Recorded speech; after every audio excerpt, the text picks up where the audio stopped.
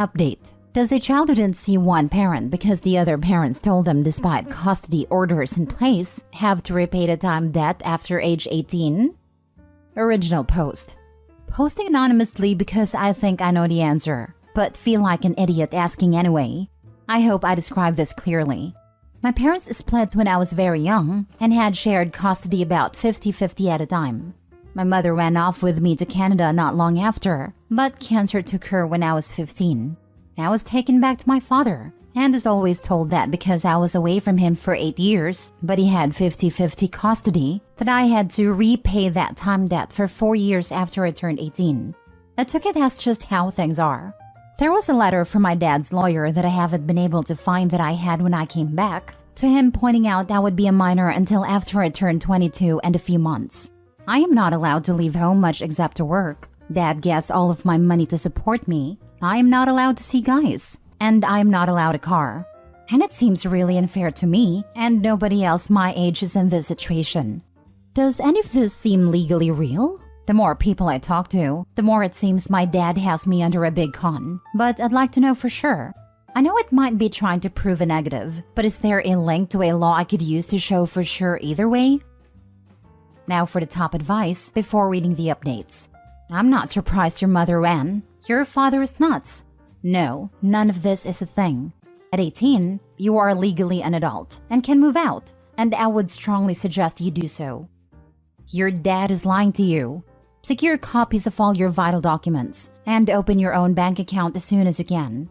You are legally an adult, and you do not have to live like this. In ranked order of most to least important: birth certificate, passport, driver's license, social security card. With a birth certificate and passport, everything else is replaced easily with a short trip to the local DMV or social security office. The birth certificate is like a root document that makes other documents much easier to get. In addition to what everyone else has said, remember that a custody agreement is between your mom and your dad.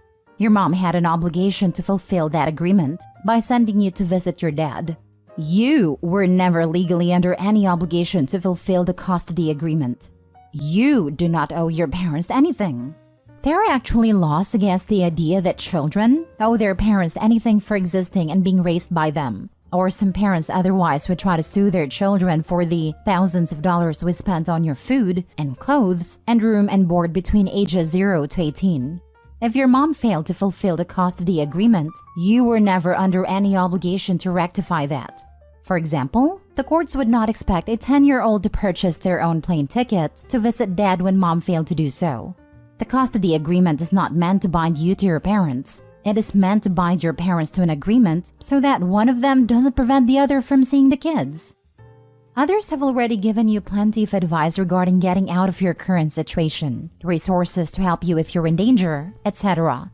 It is perfectly legal for you to walk out the door this minute and just keep on walking. If you're not in immediate danger though, I suggest that you plan your exit carefully and get your resources ready ahead of time. Your father sounds like he has no respect for your rights or privacy, so it would follow that he might monitor your phone and computer use, search your room, look in your purse, diary, whatever. Please be very careful to keep your preparations a secret from him, because such a controlling man would be much easier to get away from if you were taken by surprise. Best of luck. Do the hard things because they're worthwhile in the end. Thank you so much. That's what I was hoping for. Just a word can be a key to more information. I know Dad looks through my stuff, but he's a technological vacuum. That's something at least. Now for the update. I'm safe and I'm out. I organized a place to stay with a coworker. I have new bank accounts and all my paperworks. My dad has some regular support meetings on Saturdays that go on for hours. So I prepared everything the week before, found where my paperwork was, and walked out. I've been approved for a rental and I moved there soon. I contacted 2 police stations near us beforehand, who both understood Dad's nature straight away when I told them he'd been telling me I couldn't move out because of the time debt. And they told me it wasn't a thing. I took copies of all his paperwork too, because while I was getting ready to move, I found most of what I knew about my parents separating was a lie. There was never a 50-50 custody agreement, and my mother never ran off with me in violation to that. My dad had been held for several DV incidents when I was a child. and he was only to see me on special holidays and only under strict supervision. He's never been violent to me, but in the papers he had hidden was evidence of a trust available to me when I'm 21. Some of the specific wording is it can go to me as an individual or to my carer if that is required. I think my dad was trying to make himself up as my carer without me knowing. I did not find a letter I read when I was a kid from Dad's lawyer, but like all you said, that was probably fake. After I moved out, my dad did try to contact the police. They came to my coworker's address because they had to, but also let me know that yes, my dad was trying to say I couldn't look after myself. His words were that I was borderline retarded and being mistreated. I've been back to Canada to visit my aunts and uncle, and found the aunt who was named to manage my trust died very soon after my mother. We're still working out the details with a Canadian lawyer about some confusion over who handles what and how now, but I have the full support of my remaining aunt and uncle, who are the same great people I remember. They were really worried about me when I went to live with Dad, and had tried to contact me so many times. Thanks all for your help. Your comments gave me the confidence to act. This is my shocked face when I found out the dad lied about the custody agreement and was actually an abusive POS. Blank. Same, lol. Before even getting to the end of the post, I was like, nah, Opie's mom escaped abuse from this guy, and now he's trying to control Opie. It's ridiculous how similar these people are. I guess the courts didn't see this custody info when they returned her to her dad that was set up to protect her. That was unfortunate. Custody is pretty irrelevant once one parent is dead. Unless there was a restraining order or such, they'd automatically return her to the surviving parent. Especially as there seems to be no history of child abuse, just spousal. That's one of the reasons why I'm paranoid about my own safety. If anything happens to me, I'm afraid of what would happen to my kid. My parents think they'd be able to get her, but I worry that's not how it would play out. Make an end-of-life plan. Have a lawyer help you legally transfer custody to your parents, should you pass before they do. Only a court can say where children will live, so get a court involved while you are able to express your wishes. There is a 0% chance that the dad didn't know about the trust. Absolutely. He wanted Opie till 22, so he could drain the trust. Then, he would have hot-potatoed Opie. The 4 years after 18 might be what he needed to prove he was a carer or whatever. It sounds like he was already working the carer angle. He just needed time until 21. Then, enough time to drain the fund. It's good Opie got out when they did. Conservatorship is very hard to overturn once it's established. He could have done some pretty awful stuff. Last story. How to spread your inheritance in a really unique and fair way while ticking off most of the family. This story is the story of a good friend of mine's grandfather and how he dealt with his inheritance in a very unique way. He had 2 sons, and each of them also had 2 sons. In the last half year of his life, my friend and me visited him every morning and every evening. You see, he did not want to go into a retirement home, and apart from getting ready in the morning and in the evening, he did not really need help. Now, I need to explain something really quick. Back in the day, we still have mandatory service in the army for 12 months, but there were several ways around it, though I will only explain the most common way since it is connected to our story. You see, instead of going to the army, you could say you refused to go to the army for ethical reasons, which was really just a formality. You simply wrote a 1-page essay why you think you being in the army would violate your personal ethics, and they pretty much had to accept it. But that meant you had to go into civil service. Civil service could be any kind of job that in a wider sense is a service to society. So these jobs ranged from kindergarten to retirement homes and anything in between, like hospitals, homes for the physically or mentally disabled, Meals on Wheels, pretty much anything you can imagine. You would be paid for that time the same amount of money you would get in the army and had a right to certain perks like a free room, health insurance, work clothes, etc. The same stuff any soldier gets. Plus, since soldiers get free food, you either got free food or a food allowance. I did my time in a retirement home, and it was an awesome experience. I think a job like that really widens your horizon as a young, arrogant kid and really matures you and shows you what is actually important in life. So back to the story. I was just done with my time in the retirement home and for 1 year imply wanted a job around and make some money. Then one of my best friends comes to me and tells me he needs my help. His grandpa can no longer do everything by himself, but really only needs help in the morning to get ready and in the evening. And since I have learned how to do this from real professionals, he asks me to show him. So his grandpa does not yet have to go into a retirement home. He later admitted grandpa said he would rather end himself than get into a nursing home, and he seemed really serious about it. He did not tell me at the time, since he did not want to pressure me into help like that, which I really appreciated. He was one of my best friends, and I really liked his grandpa. When I was younger, I did not have a grandpa, but we visited him all the time and I became his unofficial 5th grandson. So of course I said yes. The original plan was to show him for 2 to 3 weeks, and then observe him for another 2 to 3 weeks, then he would do it on his own. But we ended up doing it together for over half a year. Then grandpa had a stroke and died within 2 days in the hospital. 2 days later, my friend asked me to come with him to the lawyer where the last will would be read. His grandfather had specifically asked that his will should be read a day before he gets buried, which is quite unusual, but not illegal as such.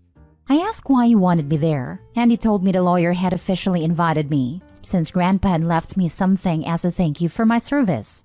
I was a bit embarrassed, but also happy that grandpa had thought so highly of my service that he even put me in his last will. Now, my friend's dad is an entitled a-hole, and the same goes for his uncle. We arrived there and went into the room. My friend is F. You get 3 guesses who me is. Entitled dad is ED and entitled uncle is EU. Entitled dad to me. Why the hell are you here? I know dad called you in jest his 5th grandkid, but this is for real family. Entitled uncle. I bet the gold digger hoped he would get some money in the will. Me. I was asked to be here by the lawyer. Take it up with him. I have no idea why I'm here. Entitled dad. If you pulled something to get to his money, I will sue you so hard, even your kids will still need lawyers. Friend, show some respect and stop shouting. I know you two did not really care about your dad, but show at least a minimum of respect. Entitled uncle, how dare you talk like that to your elders, you little turd? Friend, you two get exactly as much respect from me as you showed your own father. None. He really shouted the last word, and it finally shut the two up. We sat down and still had to wait for the other 2 grandkids to arrive. The 2 sat right behind us, and what they talked about really made my blood boil. Apparently, they had both gotten new cars, new jewelry for the wives, and had planned a huge holiday. All that was paid for by credit, and they had planned to pay for it with the inheritance. None of them said even a word about missing him, or being sad that he died. Nothing. Only me, and money. They seemed to be in competition who could spend the inheritance faster the way they planned away the money. Then finally we were all there, and the lawyer read out a short letter from Grandpa. What I'll tell you here is a much shortened version, but the real thing was several pages. But it boils down to this. In recent years, I more and more realized that some people in my family cared a lot more about me than others. I am especially disappointed in my 2 sons. But I wanted to be really fair and not biased. So I came up with a point system. Letter/phone call. 1 point plus 1 extra if it is very long. Visit. 2 points per hour plus 1 point per hour of travel to me and back. Helping me out with something. 3 points per hour. And this is the final result over the last 3 years of my life. Entitled dad, 8 points. Entitled uncle, 10 points. Entitled uncle's kid 1, 150 points. Entitled uncle's kid 2, 133 points. Friend's brother, 288 points. Friend, 7,341. Me, 5,883. My lawyer has already liquidated most of my assets except the house. Once it is sold, the money will be divided by the points. So we know what each point is worth. And then every person gets a share of the money according to his points. For about a minute, you could hear a pin drop. Then both entitled dad and entitled uncle started shouting at the same time that they knew we would have pulled something and this will would never stand. Of course, they tried to sue entitled uncle, his kids, and entitled dad together. But they lost, and there was a secret clause in the will that if someone sues against the will, he loses his share of the inheritance. It took nearly 3 years until all the lawsuits were over, and I was blown away when we finally get the money. I am not naming a sum, but it was way more than I felt comfortable accepting. So I wanted to give at least some of it to the other 3 grandkids. But my friend finally convinced me to accept it, saying, "You cared for him when he needed you, without expecting anything for it, which makes you 10 times more his family than any of those losers. They got what they deserved." Now for the comments. Props to this grandpa and to you. You are a really caring person. Thanks, man. Well, in many ways, he really was my grandpa. I still remember fondly how he read stories for us as kids, or taught us fishing, and how he had self-made cookies in a special jar for us. We only got one per visit, and damn were they good. So when my friend asked me for help, it was never a question of if I would do it. It was the least I could do to help him avoid his biggest nightmare, the nursing home. It was not that much work, like 1.5 hours each day on average, but we stayed for much longer usually to keep him company. I really loved the old geezer, and he had so many interesting stories to tell of times I only know from history books, like going shopping with a suitcase full of money in the 20s during the hyperinflation in Germany. I had a few stories of my grandpa too. He died when I was 8, but I remember my dad telling me this one story about him.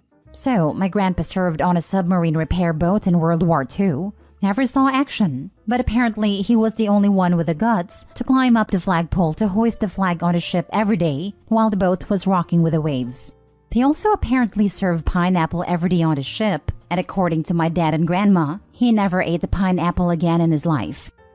Oh yeah, he had a ton of war stories as well. In a way, he was lucky, since he was never on the Eastern Front, but he did see his fair share of action till he became a POW after D-Day. At the time, he had a small post about 10 kilometers from the Normandy beach, and the Allied forces really surprised the Germans with how quick they conquered the beaches and quite a bit inland. Great story, man. Extremely sorry for your loss, even if he isn't family by blood. Sometimes you chose your own relatives, and he was the grandpa I never had. I imagine the final scene from Gran Torino, where Clint Eastwood left his car to the kid from his neighbor, who was a better kid than his own grandchildren. Good on you, OP.